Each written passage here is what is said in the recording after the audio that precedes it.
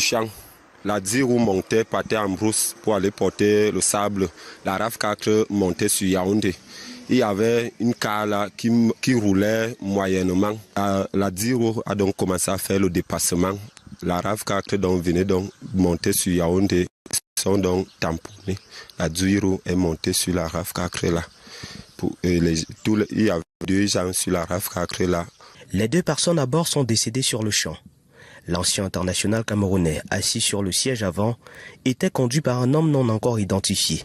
Pour les enlever, on a donc commencé à découper la voiture avec la hache. Je suis allé à la maison pour prendre la hache. On a commencé à découper la voiture pour sortir les 2 personnes là. Juste à ce qu'on a bloqué la circulation.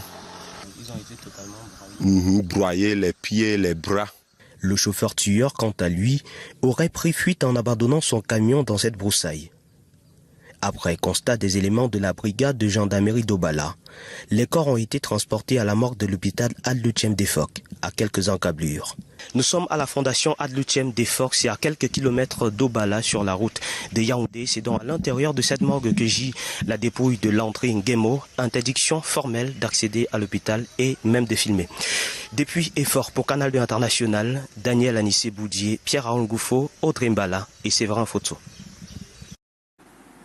Et le Yaoundé, c'était au cours d'un match de gala en compagnie de ses anciens coéquipiers à l'équipe nationale.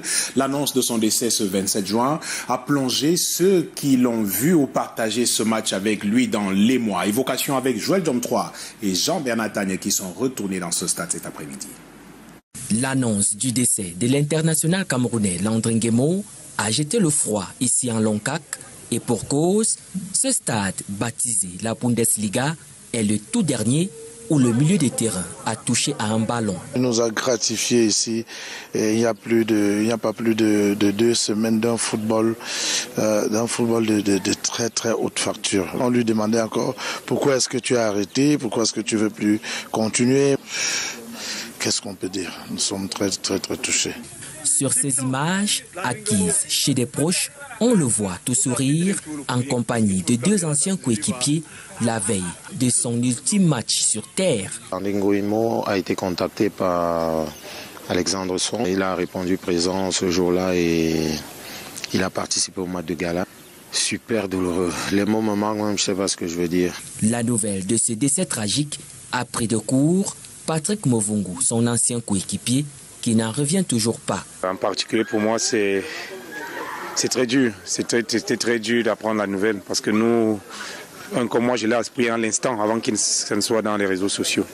Il y a quelque temps, Landry Nguemo faisait visiter à son jeune compatriote Brian Bomo un de ses multiples projets réalisés. Cet immeuble meublé ultra moderne, sorti de terre à Tchang,